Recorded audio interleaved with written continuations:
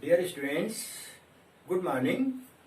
आज के इस वीडियो में हम समस्त लोग क्लास 9th के लिए जो न्यू बुक आई है हिंदी मीडियम स्कूलों के लिए एनसीईआरटी की, जिसकी पहली पोएम है the road that not taken, composed by Robert Frost. इसकी सेंट्रल आइडिया के विषय में डिस्कशन करेंगे। सबसे पहले जब हम इस कविता को पढ़ते हैं तो इस कविता के भाव को हमको समझना चाहिए कि वास्तव में है क्या। वाइट कहता है कि he was passing on a way and he had to stop at one point. कवि बताता है कि जब वो रास्ते से गुजर रहा था तो उसको एक स्थान पर रुकना पड़ा। It was so because there were two roads diverged which were going to the green to the yellow woods। वो जो सड़कें थी वो दो दिशाओं में बढ़ रही थी and therefore he was confused, और इसीलिए वो भ्रमित हो गया था। which road he has to choose, कि उसे कौन सी सड़क को चुनाव करना है। first one seems that everyone seems to pass and the other was there were not any sign to use। मतलब उसमें एक सड़क ऐसी थी जिसमें लगता था कि इस पर ज्यादातर सभी लोग चल रहे हैं, लेकिन एक सड़क ऐसी थी जिस पर लगता था अभी किसी ने कदम नहीं रखे हैं। और ऐसी कंडीशन होने के कारण द पोएट वाज कंफ्यूज्ड। लेखक जो है, जो कवि है, वो भ्रमित हो रहा है कि वास्तव में किस रोड पर हमें जाना चाहिए, कौन सा पाथ हमें चुनना चाहिए। इसके लिए वो कहता है I choose the first one and I put second one for the next time. वो कहता है कि जो मैं पहली जो सड़क है उसको मैं आज के लिए चुनता हूं और जो दूसरी है उसको आने वाले अगले समय के लिए मैं रख लेता हूं। It is clear but he also thinks he is not certain that he will next time reach to the path or not। यानी वो सोचता है कि हमने ये बात कह तो दी है, लेकिन वह अगले आने वाले समय में क्या वह उस रास्ते के लिए आ भी पाएगा, उसके मन में इस प्रकार का संदेह है। तो देखिए, इसी बात को यहाँ पर सेंट्रल आइडिया के रूप में मैंने आपको बताने का प्रयास किया है। इस सेंट्रल आइडिया को मैं चाहता हूं कि आप लोग अपनी कॉपी पर व्यवस्थित रूप से लिखें, और लिखने के बाद में जैसा कि मैं आपको पढ़ा रहा हूं, टीच कर रहा हूं, उसको हर पंक्ति का अर्थ क्लियर करते हुए हम आपको बता रहे हैं, जिससे आपको इसको समझ करके याद करने में किसी प्रकार की समस्या का सामना न करना पड़े और परीक्षा में आप बेहतर से बेहतर अंक पाए। पहली पंक्ति में लिखा है, in this poem the poet says that he is walking through a forest। In this poem the poet says, इस कविता में कवि कहता है that he is walking, कि वह टहल रहा है, वह चल रहा है। कहाँ चल रहा है?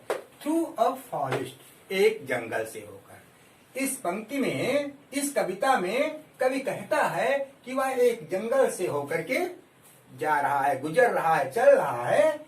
And at a moment he reached a place where the path is divided into two different ways in different directions। Directions means दिशाएं। And at a moment, moment means क्षण।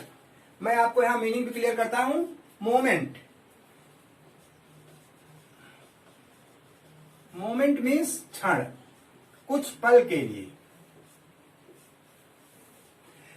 और एक क्षण के लिए ही रीच ए प्लेस, वह एक ऐसे स्थान पर पहुंचता है where the path is divided into two different ways, जहां पर path means मार्ग या रास्ता, जहां पर रास्ता दो भिन्न भिन्न रास्तों में विभाजित हो गया था। इन डिफरेंट डायरेक्शंस, और जो मार्ग वो भिन्न भिन्न डिफरेंट दिशाओं को, भिन्न भिन्न दिशाओं को जा रहे थे।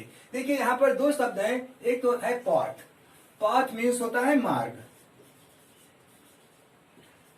मार्ग, और एक और आपका शब्द आया है डायरेक्शन। डायरेक्शन मीन्स दिशा। तो इस पंक्ति का अर्थ क्लियर हुआ। It is very difficult for the poet to choose the way. देखिए, मैंने आपको पहले ही समझा दिया, जब ऐसी कंडीशन पोएट के सामने आई तो वो कंफ्यूज था, उसको समझ नहीं आ रहा था कि उसको किस पाथ को लीड करना है, किस पाथ पर उसको जाना है। इसीलिए इस पंक्ति में यहां पर मैंने लिखा है, it is very difficult for the poet. कवि के लिए यह बात बहुत कठिन है। डिफिकल्ट मीन्स कठिन। टू चूज द वे, रास्ते का चुनाव करना। इसलिए रास्ते का चुनाव करना कवि के लिए बहुत ही कठिन है। This is why he has to wait before step in the way. Step means कदम रखना, आगे बढ़ना। ये शब्द है आपका स्टेप, STEP। स्टेप मीन्स कदम रखना, कदम बढ़ाना।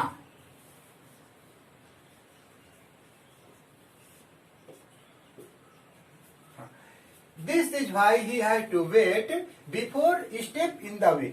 इसीलिए कवि को आगे रास्ते में अपना कदम बढ़ाने से पहले विचार करना है, थोड़ा वेट, सोच, इंतजार करना है। क्यों इंतजार करना है? कि जिससे कहीं कंफ्यूजन की स्थिति में वो गलत रास्ते पर न चला जाए। At first he looks at the first path. At first प्रारंभ में, पहली बार में, he looks at the first path, वह अपने पहले रास्ते को देखता है।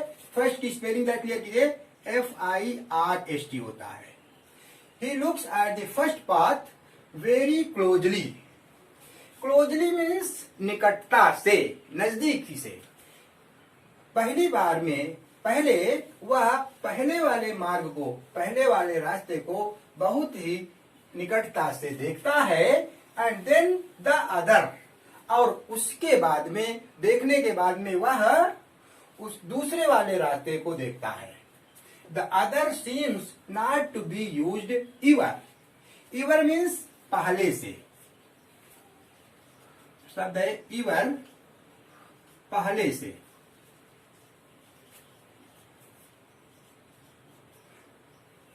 Eight first the other seems not to be used इवर।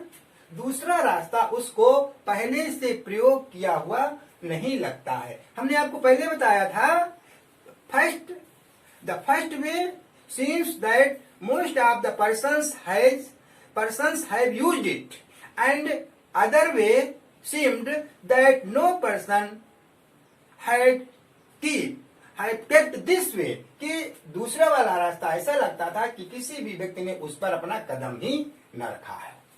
He then decides, तब वह निर्णय लेता है, डिसाइड करता है, to go one of the paths, तब वह उन रास्तों में से एक रास्ते पर जाने का निश्चय करता है, निर्णय लेता है। That is some grassy, जो कि कुछ घसीला है। ग्रासी मीन्स घास से युक्त। with grass on which the grass is growing, grass is fresh। वो ऐसे रास्ते का चुनाव करता है जिस पर कुछ घास उगी हुई है। थिंकिंग मीन्स विचार करते हुए, विचार करता है that he will try the other way on some other day, कि जो दूसरा रास्ता है उसको वह किसी दूसरे दिन ट्राई करेगा। अर्थात पहले रास्ते को जो घास से युक्त है उस रास्ते पर वो जाएगा, और जो दूसरा रास्ता है उसको वह अगले दिन के लिए रखेगा। ये आपकी सेंट्रल आइडिया है। इस सेंट्रल आइडिया को आप अपनी कॉपी पर लिखें, समझें, और ऐसी अपेक्षा करता हूं कि ये निश्चित रूप से आप लोगों को बेहतर मार्क्स दिलाने में मददगार सिद्ध होगी। आज के लिए इतना ही पर्याप्त हो। धन्यवाद।